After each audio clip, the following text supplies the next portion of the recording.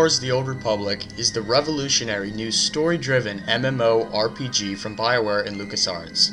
Being someone who has been following the game since its announcement in Game Informer magazine back in 2008, I couldn't be more excited for its release.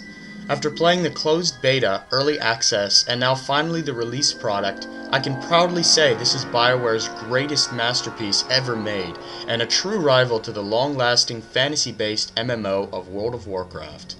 This game takes place 300 years after the events of Star Wars: Knights of the Old Republic, a role-playing game also created by BioWare in 2003 that was the inspiration for this game, and approximately 3,000 years before the rise of Darth Vader in the movies. This particular time period was chosen so that the developers could create a world with a completely open-ended and unexplored story, with thousands of Jedi and Sith in the universe.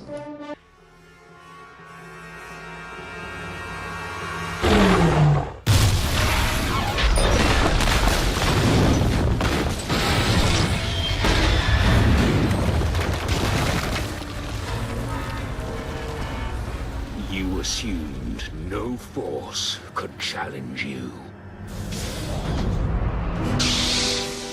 And now...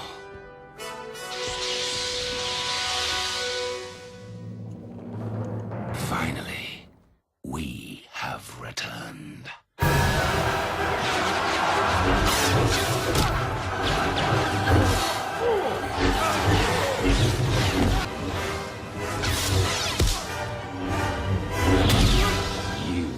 Were deceived. And now your republic shall fall.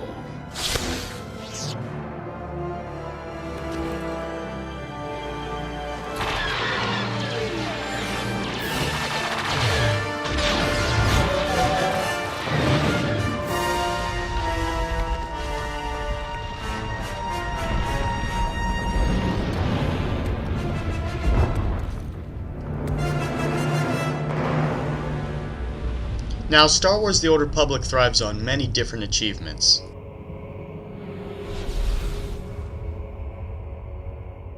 To begin with, the supposed fourth pillar that BioWare rightfully claims MMOs have been missing over the years.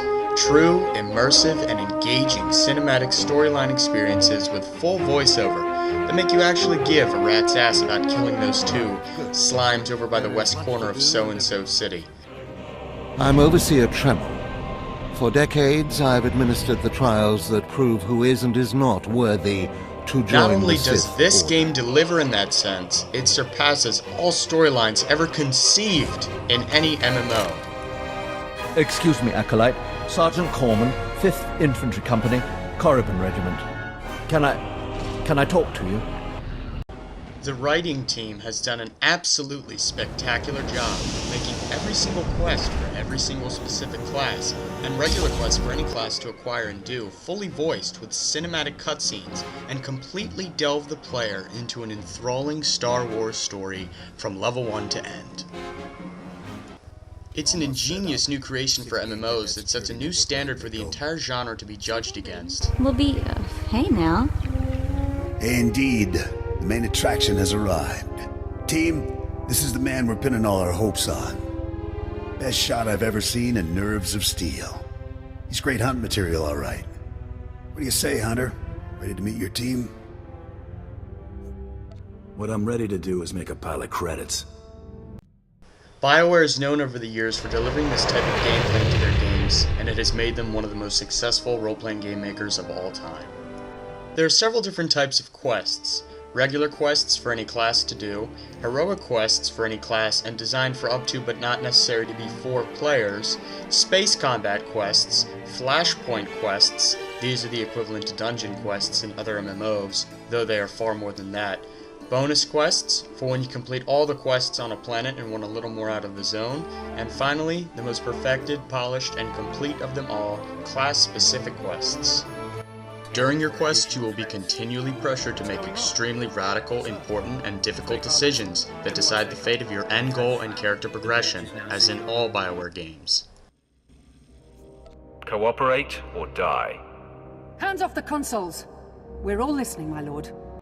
All of these quests, complete with dialogue choices for you to make of your own, delve you further and further into who you are in this ever-expanding galaxy of the Old Republic, and create that emotional connection to your character that gamers have been waiting for so long in MMOs.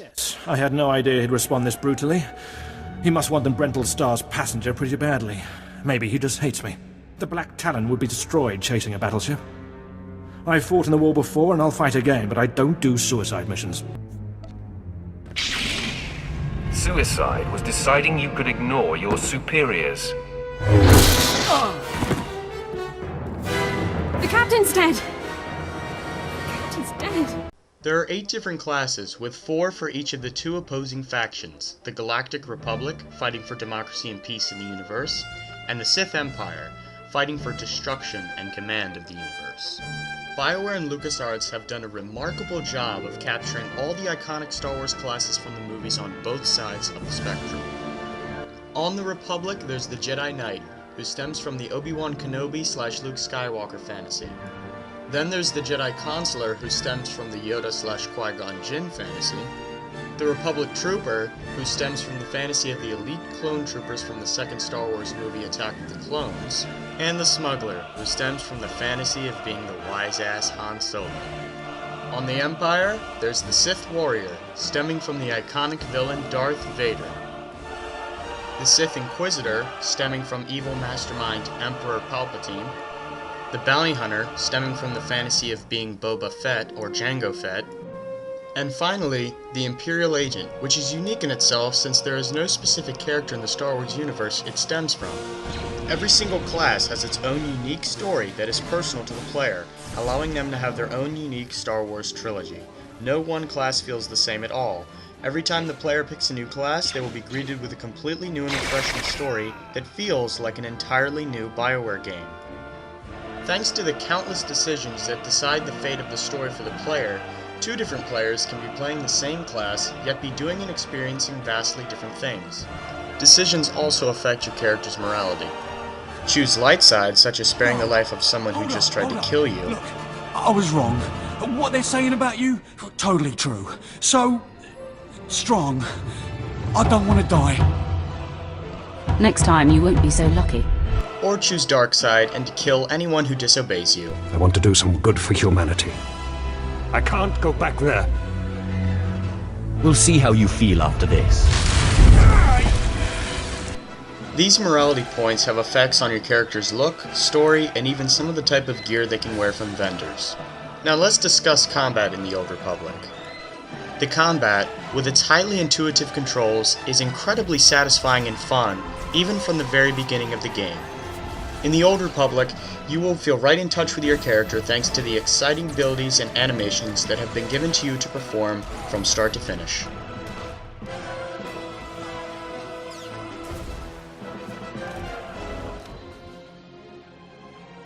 At level 10, you will be given a choice to branch off into 1 or 2 different advanced classes. This will allow you to decide the fate of your character's place in the holy trinity of MMO combat roles: tank, DPS, or healer.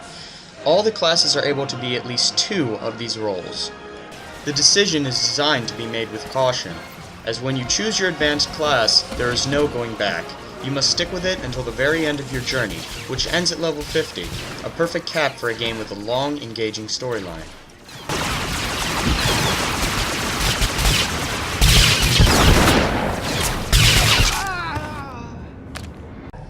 Combat is not excluded to purely on foot, however. The developers have designed combat in space as well. You'll get your ship around level 17, and once you do, the game truly opens up to you and allows you to explore all the planets in any order of your choosing. This space combat is a wonderful and refreshing change of pace in gameplay, which is satisfying and fun, though it feels quite primitive and has no player versus player capability as of right now.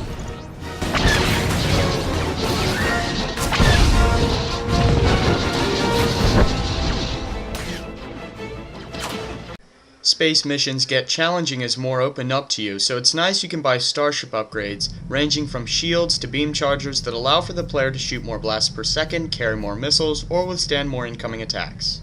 PvP is very well balanced, which is an impressive feat for a newly released MMO. Part of this is due to the mirroring of class abilities in some respects. For example, you see in the movies how Jedi Knights are almost equivalent to Sith in the way they attack. Well, that concept translates straight into this game. Jedi and Sith abilities mirror in many ways, as do bounty hunters against troopers, Imperial agents against smugglers. Unfortunately, there are only 3 battlegrounds, or in this case called war zones, and all are quite entertaining, but feel a bit shallow in times. Just like in any other MMO, there's plenty of PvP gear to be bought from vendors at your faction's space fleet.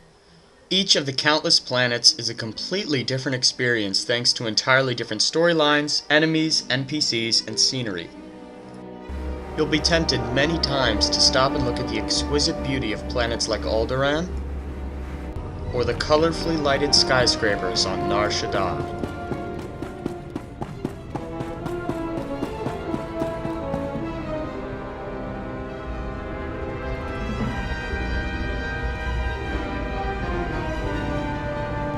It's quite amazing how different each planet feels, and their size is perfectly aligned to feel big enough to be an ever-expanding planet, but confined enough to be considered a leveling zone.